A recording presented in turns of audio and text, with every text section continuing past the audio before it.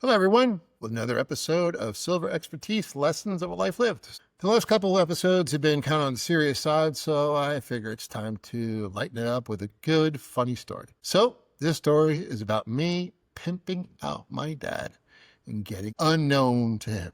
A little background first, talk about his Corvette. So when my mom, God bless her, rest her soul, she kind of managed and controlled my father's life in many, many ways. And when it came to him buying things and toys, always had to be her approval. Why? I have no idea. So when she did pass away many years ago, I had to go to Florida on a business trip.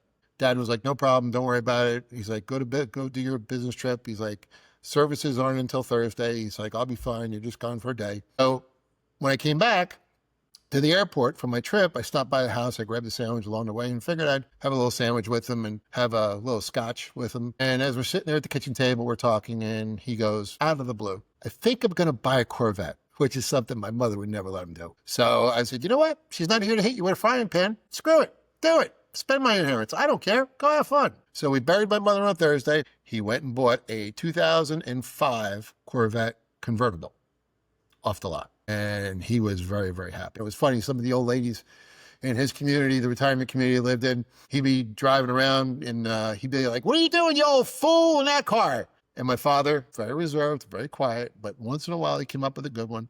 He turned around and said, "Looking to pick up a woman a lot younger than you old biddy." So fast forward. Mom passes away.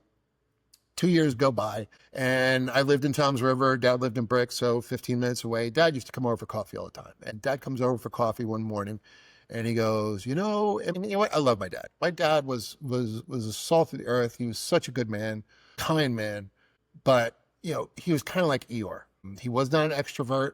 I got that from my mom. He was very much an introvert, even though he was in sales. So I kind of jokingly called him Eeyore because he would be like, "Oh, thanks for noticing me." But I loved him dearly. Loved him dearly. So he came over one morning and he goes, the car club that he belonged to was having a dance. And this was like July, August time frame. They're having a dance in October. He goes, "I would love to have somebody to take to the dance." So I said, "Well, Dad, do you know any single women, in the neighborhood or friends of friends or whatever?" He goes, "Yeah, there's two that I know." I said, "Why don't you ask one of those nice ladies to see if they want to go?" He's like, "Okay, I will." So he comes over next week, coffee again, and sits down. I said, "How'd you make out? Did you get a date for the dance?" "Oh, I didn't get a date for the dance. They both said no." So I felt horrible for my dad. I'm like, he was 78 years old. He deserved companionship, to find somebody to spend time with and to do fun things with. After my mom passed, he just kind of became a homebody. His only outlet was his car club,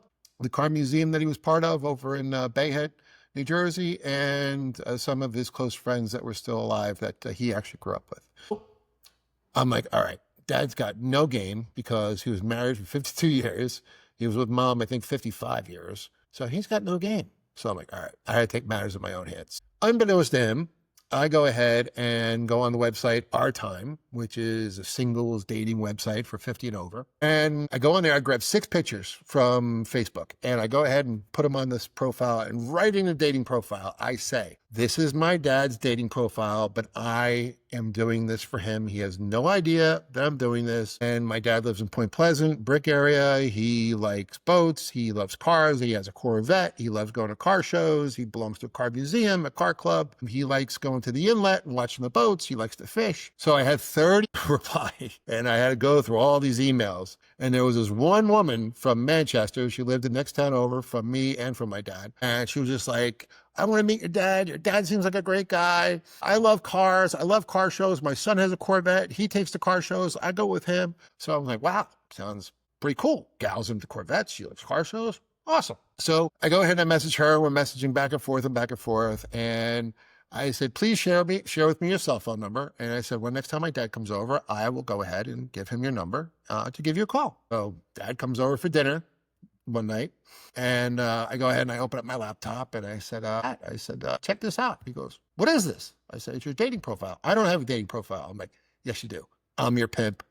I'm getting you a girlfriend." So he laughed, and all of a sudden he's looking at the screen and he sees this ad on the side from Match.com for a woman in her 40s with her boobs popping out of her shirt.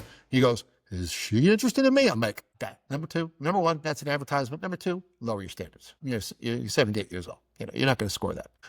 So I go ahead and I pull up the picture of Rose, and he's like, "Oh, she looks very nice, but she's not as attractive as I would like." I said, "Dad, would you like me to pull a picture of you like when you were 40 and compare it to you at 78 right now and tell me how you look versus then?"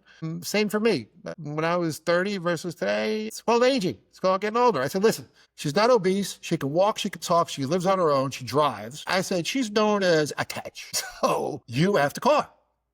He's like, I'm like, Dad, there's no big deal. Call her. So he leaves, go home. I check in with him later. He goes, "I talked to her and we're going to go to the diner tomorrow for lunch." I'm like, "Wonderful." He goes, "That was the most terrifying phone call I've ever made." I was like, "Well, I think you're being a little melodramatic, but I'm glad you did." Awesome. So they go out to lunch and he reports back. He's like, "Oh, I had a great time." I'm like, "Awesome." I said, "Go out again, and a dinner, go to lunch. We go see a movie, whatever." So they go out again.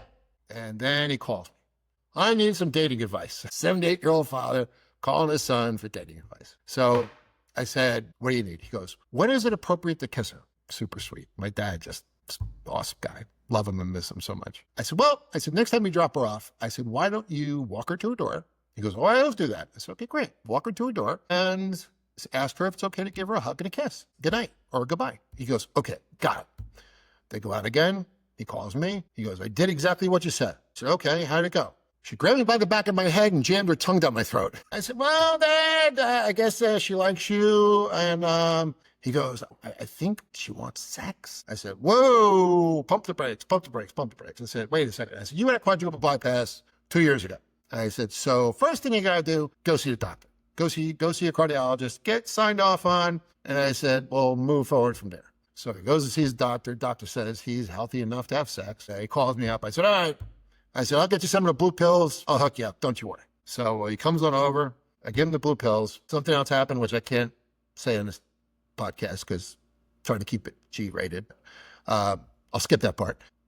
They go ahead, and now I know that they're having sex. I know. I thought your parents having sex. So I guess it was like a month or 2 or 3 later. We talked all the time. So he calls me up. I'm like, "Hey, Dad, how are you?" He goes, "Oh, my God, what a night I had." I'm like, "Are you okay? Like, are you okay? Did you fall? Did you get, No. Well, Rose came over and we were in bed and we were fooling around." I'm like, "Dad, time out. No, no, we're not going there. I don't want to hear it. No, thank you." He goes, "Well, we were in bed and she got on top." I'm like, "Dad, I don't want to hear it anymore." He's like, "No, you don't understand. We were fooling around. She fell off the bed, hit her head, projectile vomited all over the floor, and I had to call the ambulance. The ambulance had to come and take her to the hospital." First of all, I can't believe he's telling me a story. Number two, I can't believe it actually happened. And then he goes, "You know what happened at the hospital?" "No, Dad, tell me. I can't wait." He goes, "I had to go in her pocketbook and give her a license to the nurses to check her in. And guess what? She's not 78. She's 88. I said, "Listen, women lie about their age, guys lie about their height. What can I tell you? It's just, it's a fact of life." And my dad actually wound up dating her. I think it was about 3.5 years. Unfortunately, she had a stroke about 9 months before he did, and she wound up passing away, unfortunately. She lived to, I guess, 99 it was, because they were together for 3.5 years. But it was one of the greatest things that I have done for my dad. Or I did for my dad. He was they were like little kids. We went on double dates together, him and Rose and me and my girlfriend. We got everybody together for the holidays. He met her adult children, which they were all very, very sweet. And the one son was in the car, so Dad, instantaneously bonded with him. But sometimes you have to do things without asking for permission. I'm going to do a podcast just on this topic, but it's better to beg for forgiveness than ask for permission. I live by that. Also, it could be why I'm divorced. I do believe in begging for forgiveness, not asking for permission, within reason, of course. But if you have a parent that's alone because their partner, your mom or your dad has passed, don't be afraid. They will not want to do it if you ask them. They will not want to do it. They'll be like, no. Just do it. Just do it. I had 30 women email me that wanted to meet my dad. It was unbelievable. When I was taking care of my dad before he passed, I was his full-time caregiver, as you know. We had a lot of conversations about him dating and how much he enjoyed it. The final note is that when we buried my dad is in a crypt, a mausoleum with my mom. First of all, had to be on the top shelf because mom didn't want anybody above her. But as they were rolling my father's casket into the crypt, I looked up and I said, "Buck up, soldier, because there's two women waiting for you. One's going to be really glad to see you, and the other one's going to be pissed." The story, and I hope you enjoyed it. Until next time.